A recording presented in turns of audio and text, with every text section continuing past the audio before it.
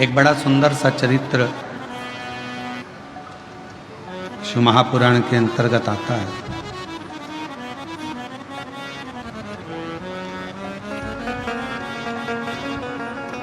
चतुर्मास का समय था, जैसे चातुर्मास प्रारंभ होने वाला है और चातुर्मास का क्रम चालू होगा। जो संत होते हैं, साधु होते हैं, तपस्वी होते हैं, साधक, उपासक, व्रती होते हैं, वो एक ही जगह पर अपने 4 महीना चातुर्मास का भजन, कीर्तन, स्मरण, जप, तप, साधना करते हैं। एक ही स्थान, वो कहीं जाते नहीं है।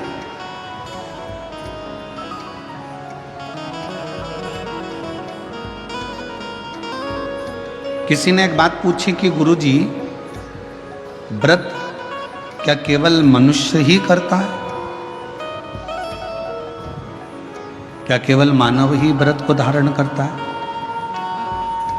शिव महापुराण की कथा कहती है, भगवान शंकर का चरित्र कहता, शिव तत्व कहता है, भगवान शंकर की पवित्र कथा कहती है, शिव महापुराण कहती है कि शिवजी का एक नाम पशुपति नाथ है।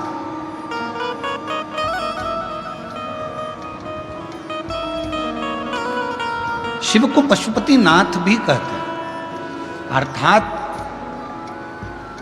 33 कोटि देवताओं को पशु बनाकर स्वयं उनके पति बनकर तारकासुर के 3 बेटे तारकाक्ष, विदुमाली और कमलाक्ष की, इन तीनों का संहार मेरे शिव जी ने करा था।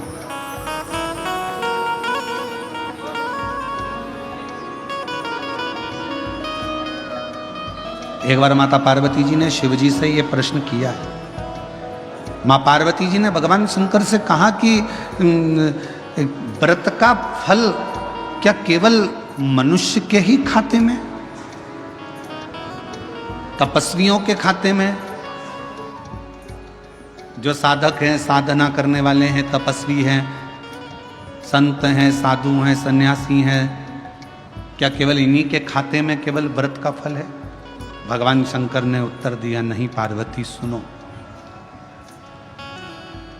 33 कोटि देवता में केवल एक, शिवजी कहते हैं केवल एक मुझे लोग पशुओं का देव भी कहते हैं, पशुपति नाथ भी कहते हैं। उसका फल मैं तुम्हें बता रहा हूं पार्वती।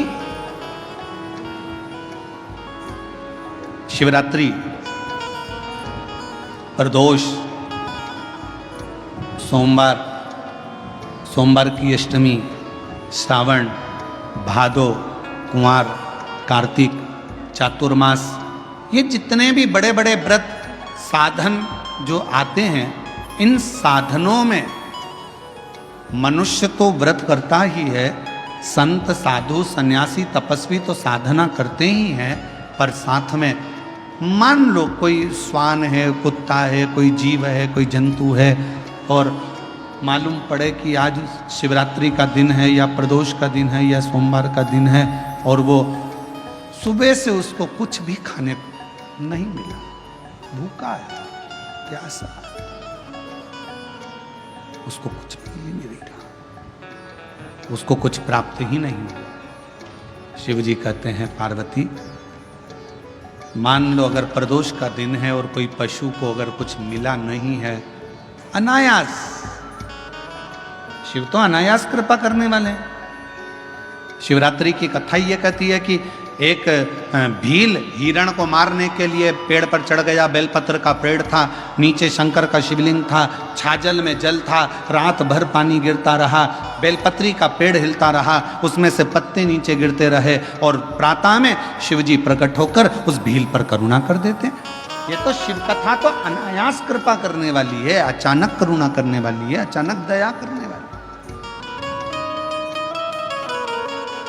कोई पशु है, कोई पक्षी है, कोई जलचर है, कोई थलचर है, कोई वायुचर है, कोई ऐसे जीव हैं जो तिथि पर मान लो भूखे हैं, प्यासे हैं, शिव कहते हैं पार्वती, जितना मनुष्य को व्रत का फल प्राप्त होता है, शिव कहते हैं उससे 4 गुना ज्यादा फल मैं पशुओं और पक्षियों को भी प्रदान कर देता हूं, उससे 4 गुना ज्यादा।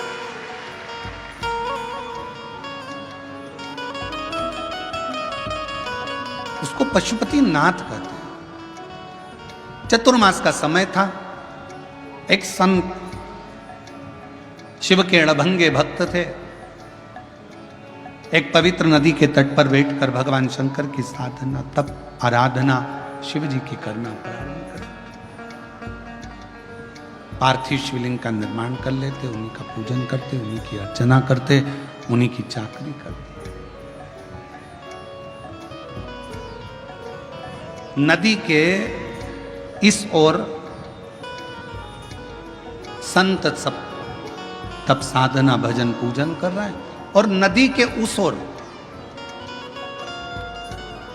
एक परिवार रहता था जिसमें एक बालक रहता था जिसका नाम था शिवानंद।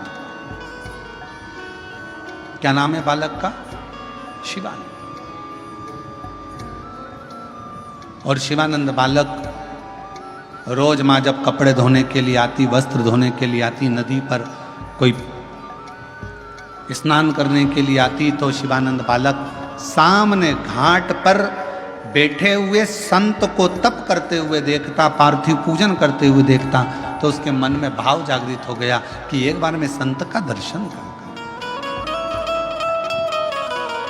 और मैंने तेरे ही भरोसे बाबा, तेरे ही भरोसे हवा बिच उड़ती जावांगी, बाबा डोर घतो छड़ी नाम कटी जावांगी। भोले मैं तेरी पतन, शंभू मैं तेरी पतन। शिवानंद बालक ने नौका ली।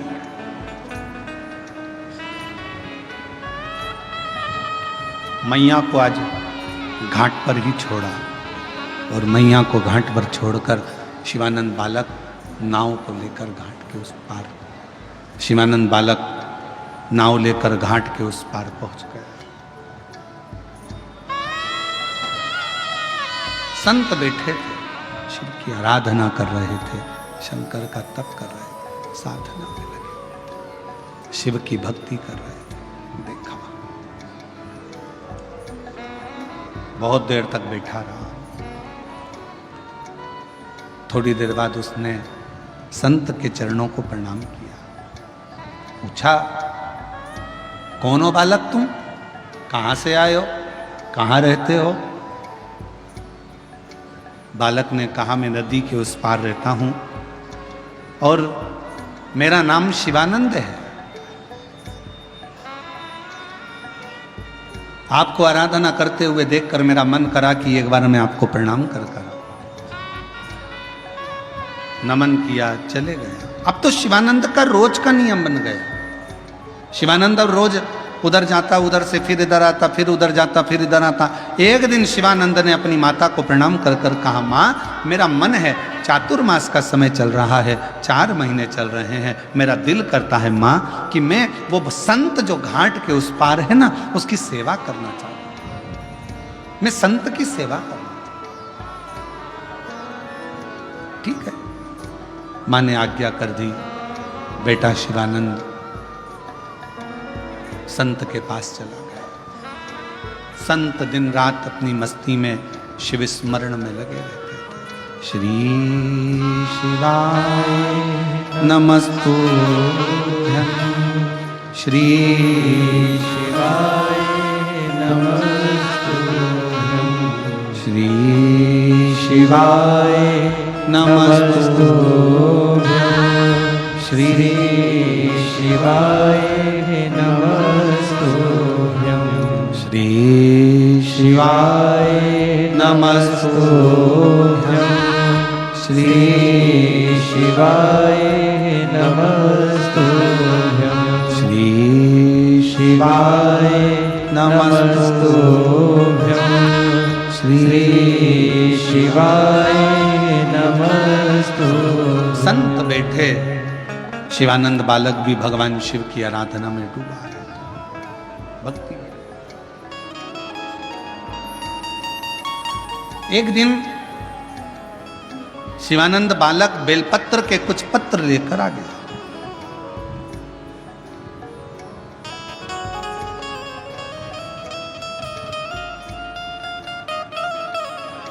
गुरु जी का हृदय थोड़ा सा दुखा, पूछा, तुम बेलपत्र के पत्ते लेकर आए हो, क्या तुमने बेलपत्र के पत्र को मंत्र दिया है? क्या तुमने बेलपत्र के पत्र को लाने के लिए निमंत्रण दिया है? शिवानंद बालक बोला कि मैंने ना तो कोई पत्र दिया, ना कोई मैंने मंत्र दिया, और ना कोई मैंने निमंत्रण दिया। बेलपत्र के पत्र को तोड़ने से पहले एक नियम है कि बेलपत्र के पत्र को वृक्ष से जब तोड़ा जाता है तो सबसे पहले उसको मंत्र दिया जाता है। क्या कहा जाता है? ओम नमः शिवाय। बेलपत्र के पत्र को पेड़ पे से जब तोड़ा जाता है तो ओम नमः शिवाय का नाद किया जाता है। और बेलपत्र के पत्र में, इसमें तो वो नहीं है गूठी, बेलपत्र का जब पत्ता टूटता है तो यहाँ एक गूठी आ जाती है। देखा है आप लोगों ने? जम के तो बोलो, देखा है?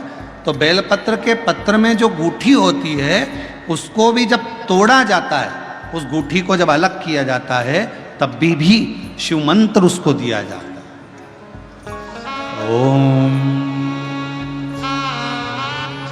नमः शिवाय, ओम नमः शिवाय, ओम नमः शिवाय। वृक्ष पे से पत्ते को तोड़ा तो मंत्र दिया, गूठी को तोड़ा तो मंत्र दिया, और बेलपत्र के पत्ते को जब तोड़ा जाता है, मंत्र पत्ते को तोड़ने से पहले मंत्र प्रदान किया जाता है, और जब तोड़ा जाता है तो कहा जाता है, हे माँ पार्वती, हे माँ गोरा, चलो तुम्हें शिवजी ने बुलाया है मेरे कल्याण के लिए। माँ, आपको शंकर जी ने याद किया है, मेरे ऊपर बहुत दुख है माँ, कल्याण करिए, चलिए मेरे दुख को समाप्त करो, निमंत्रण दो।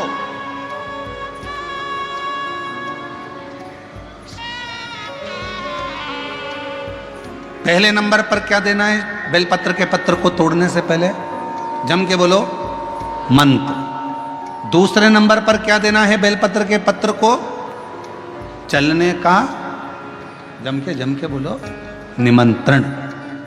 माँ पार्वती जी से कहो, हे माँ गोरा, हे माँ पार्वती, हे माँ चलिए, आपको शिव जी ने याद किया है। माँ, हे माँ पार्वती, हे माँ गोरा, मेरे कल्याण के लिए, मेरे दुख को दूर करने के लिए, मेरी तकलीफ़ों को हरने के लिए, हे माँ गोरा, मेरे कष्ट को समाप्त करने के लिए, माँ गोरा, मेरा भंडार भरने के लिए आपको शिव जी ने याद किया है, निमंत्रण दो।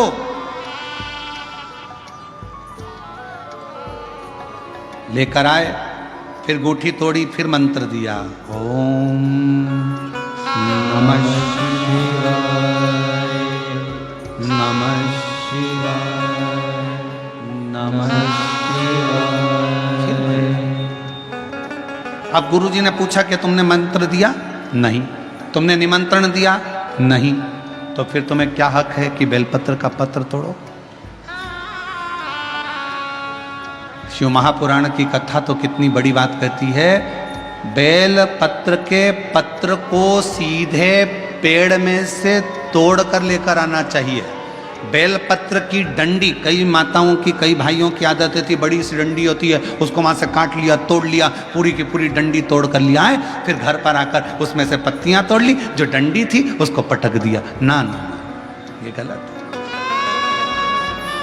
ये गलत। वृक्ष से पत्तों को निमंत्रण देकर फिर तोड़ा जाता, और फिर लेकर आकर दूठी तोड़ते समय भी शिव मंत्र को दिया जाता। कुछ नियम है बेलपत्र के भी, उसको धारण करना चाहिए, कुछ नहीं। जैसे डॉक्टर की गोली खाने के भी नियम होते हैं। डॉक्टर साहब लिखते हैं कि सुबह ये गोली लेना, शाम को ये लेना, ये भोजन के पहले लेना, ये भोजन के बाद लेना, और सुनो इसको गर्म दूध से ले लेना, इसको पानी से ले लेना। अब मालूम पड़े तुमने सोचा कि मैं एक काम करती हूँ, कहाँ मेरा टाइम बर्बाद करूँगी, सुबह लो, शाम को लो, दोपहर में लो, तो तुमने सारी गोली एक साथ खा गई। और फिर डॉक्टर के पास गई, डॉक्टर साहब मेरे को तो आराम ही नहीं लग रहा, मैंने 3 बार 15 दिन से गोली खा रही हूँ, 10 दिन से गोली खा रही हूँ। डॉक्टर साहब ने पूछा गोली खा रही हो तो क्या तुमने नियम धारण करा? हाँ, क्या क्या नियम धारण करा? सुबह की गोली सुबह खाई, भूखे पेट की भूखे पेट खाई, भोजन के बाद की भोजन के बाद खाई? नहीं नहीं नहीं, मेरे पास समय नहीं रहता, इसलिए सारी की सारी एक साथ खा गई। डॉक्टर ने कहा इसीलिए तो दवाई असर नहीं कर रही है। दवाई खाने का भी तरीका होता है। आवाज सेट नहीं है भाई। दवाई खाने का भी तरीका होता है। दवाई को खाने का भी एक तरीका है। उस दवाई को खाओगे, आनंद पाओगे, स्वस्थ हो जाओगे, रोग मुक्त हो जाएगा। तो दवाई के खाने का भी तरीका है। उसी तरह गुरु कह रहे हैं, संत ने कहा कि तुमने गलती करी, तुमने पहले मंत्र दो, फिर से बोलो, पहले मंत्र, फिर निमंत्रण, फिर दूठी तोड़ते समय फिर मंत्र, फिर ओम नमः शिवाय, ओम नमः शिवाय, ओम नमः शिवाय। फिर मंत्र के बाद निमंत्रण दो। माँ पा, हे माँ गौरा, साथ में बोलो, हे माँ गौरा, हे माँ पार्वती, चलिए आपको देवाधिदेव महादेव बुला रहे हैं मेरे दुख को काटने के लिए, कष्ट को मिटाने के लिए, तकलीफों को मिटाने के लिए। माँ आपको शिव ने याद किया है। पत्र लेकर फिर शिव के पास चले। लाखों के दुखड़े जो तू हर गया डमरू वाले, मेरे दुखड़ों को देख कर क्यों डर गया डमरू वाले। चलो माँ, क्या तुमने निमंत्रण दिया? नहीं। क्या तुमने मंत्र दिया? नहीं। तब संत को क्रोध आया। संत ने कहा बेटा ऐ शिवानंद, ऐसे कभी बेलपत्र को लेकर मत आना, ऐसे कभी बेलपत्र को लेकर मत आना, ऐसे कभी बेलपत्र। ठीक है प्रभु, गलती हो गई, क्षमा करें। आप जब दया करेंगे, जब मेरा बाबा करुणा करेगा, दया करेगा, तब मैं फिर पुनः बेलपत्र को लेकर फिर पुनः।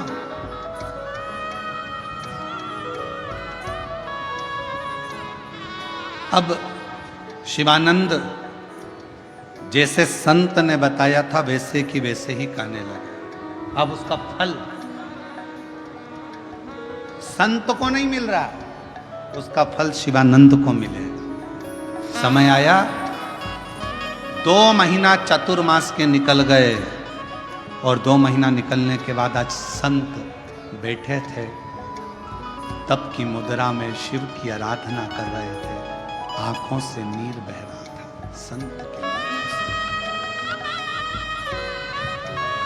अश्रु।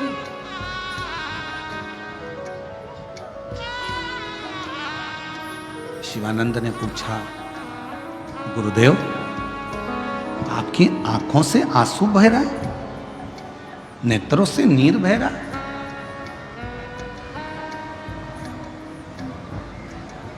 मेरे भाई, जिससे प्रेम करो, जिसको अपना मानो, और अगर उसी की जिंदगी में दुख आने वाला हो और आपको मालूम पड़ जाए कि जिंदगी में ये तकलीफ आ रही है उसके, तो नैनों से नीर बहने लगता, आंसू। भगवान शंकर का चरित्र कह रहा, शिव पुराण का। शिवानंद ने रोते हुए देखा, पूछा, गुरुजी तुम क्यों रो रहे हो? तुम्हारी आंखों में आंसू क्यों है? गुरुजी कुछ नहीं, बस गुरुजी ने एक ही बात करी, शिवानंद अपने घर जाओ।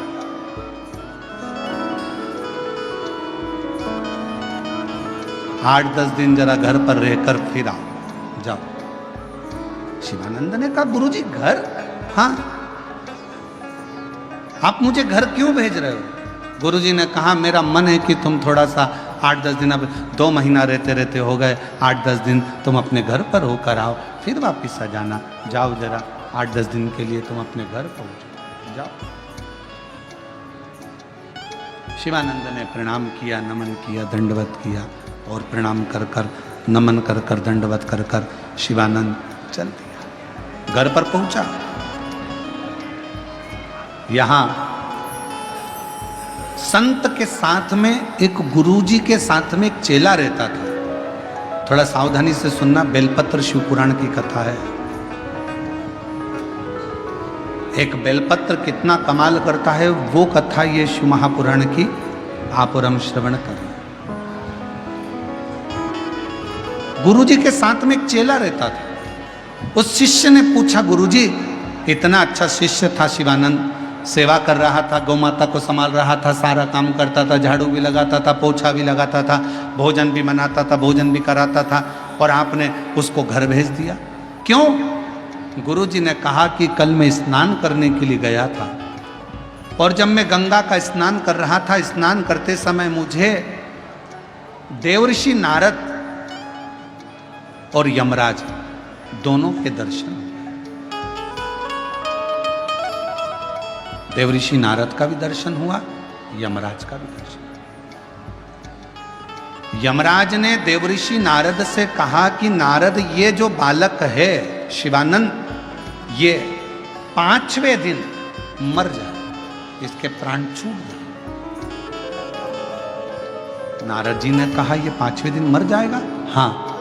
नारद जी और यमराज की बातों को मैंने सुन लिया।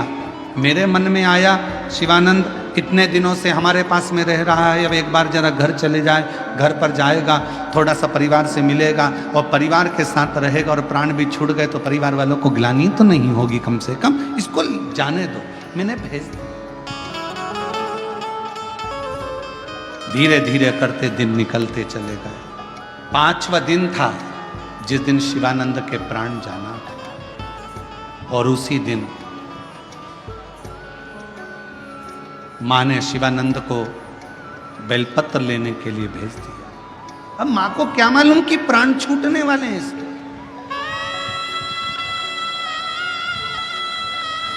माँ को नहीं मालूम कि इसके प्राण जाएंगे, माँ को नहीं मालूम कि इसके प्राण छूटने वाले, इसके प्राण चले गए, ये माँ को नहीं मालूम। शिवानंद बेलपत्र लेने के लिए गया, मंत्र दिया, साथ में बोलो, ओम नमः शिवाय, ओम नमः शिवाय, ओम नमः शिवाय। निमंत्रण दिया, हे माँ दुर्गा, हे माँ जगतजननी गौरा माँ, हे माँ पार्वती जी, चलो।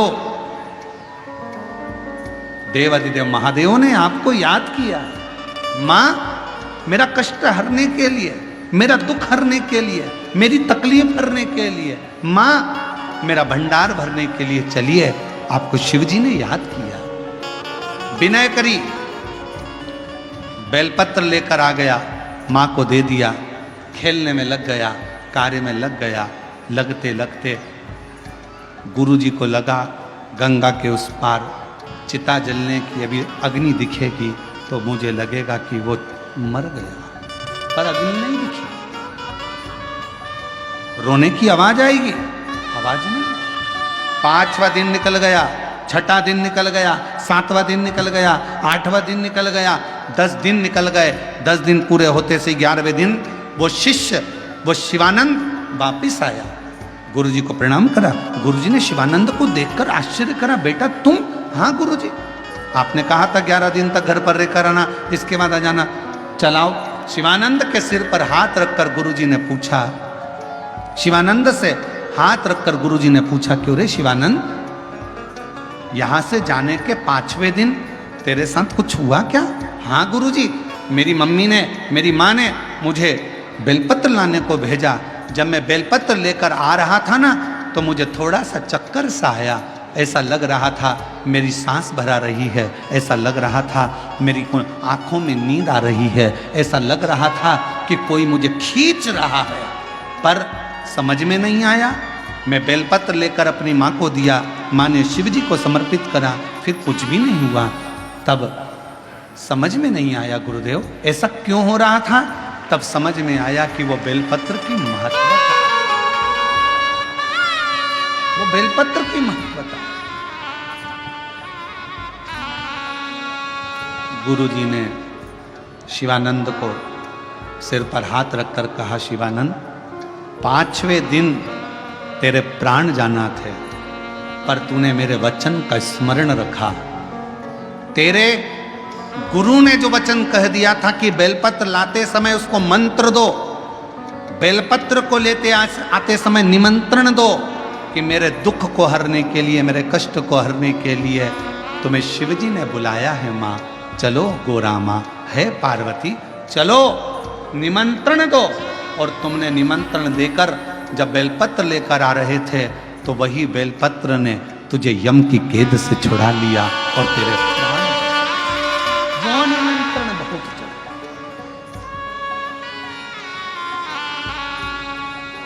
शिवानंद, आज तुमने सही समय पर उस बेलपत्र को निमंत्रण दिया, और जितनी मेरी जीजियां कथा को सुन रही हैं, जितने मेरे जीजा शिव महापुराण की कथा को श्रवण कर रहे हैं, उनसे एक निवेदन करें। जब आप सावन के महीने में बेलपत्र का पौधा लगाओ तो ये विनय कर कर लगाना, है माँ, हे मेरे ओघड़दानी, आप यहाँ पर विराजमान हो, सबका कल्याण करना, जिसके भी दुख हो, तकलीफ हो, सबको मिटा देना। सब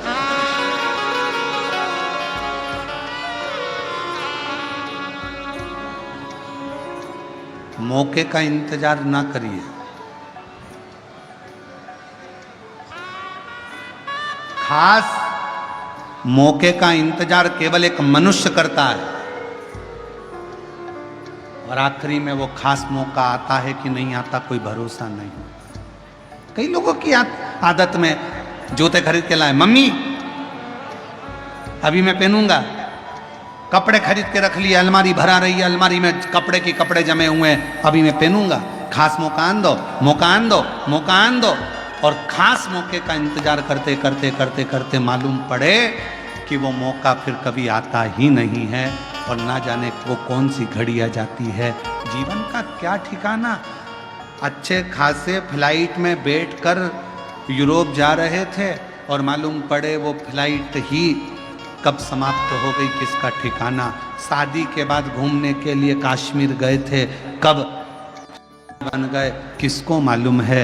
नाव में, जहाज में घूमने गए थे, जहाज पानी में डूब गया, किसको मालूम है। जिंदगी का आखिरी पल कौन सा होगा, ये किसी को नहीं मालूम। इसलिए हर समय, हर घड़ी, हर पल, हर क्षण भगवान शंकर का नाम लेकर, शिव को अपनी जिंदगी समर्पित कर कर, अपने कर्म को करते हुए अपनी जिंदगी को आनंद में, अपने जीवन को आनंद में। और हम तो बाबा के भरोसे चलते हैं, हम तो बाबा के भरोसे चलते हैं। ये दुनिया वाले जलते हैं, ये दुनिया वाले जलते हैं, हम तो बाबा के भरोसे चलते हैं। ओ घड़दानी के भरोसे चलते हैं, डमरू वाले के भरोसे चलते हैं, सीहोर वाले के भरोसे चलते हैं। ये शिव तत्व जो प्राप्त हो रहा है, इसको नाचो।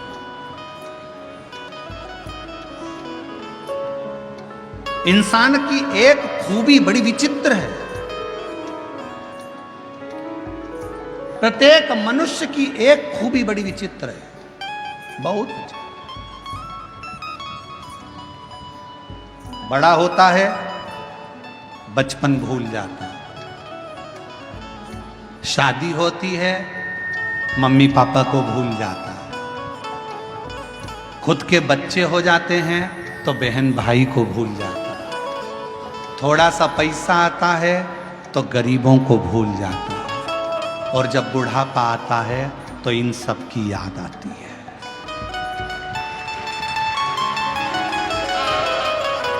जब बुढ़ापा आएगा, बचपन भी याद आएगा। अपने घर के बच्चों को बताओ कि हमारा बचपन ऐसा था, हमारे बचपन में ऐसा हुआ था। बुढ़ापा आएगा, बचपन भी याद आएगा। बुढ़ापा आएगा, माता पिता भी याद आएंगे। बुढ़ापा आएगा, मित्र भी याद आएंगे। बुढ़ापा आएगा, गरीब दोस्त भी याद आएंगे। समय बुढ़ापा आएगा तो अपने बहन भाई भी याद आएंगे। ये मनुष्य की बड़ी विचित्र लीला, बड़ी विचित्र।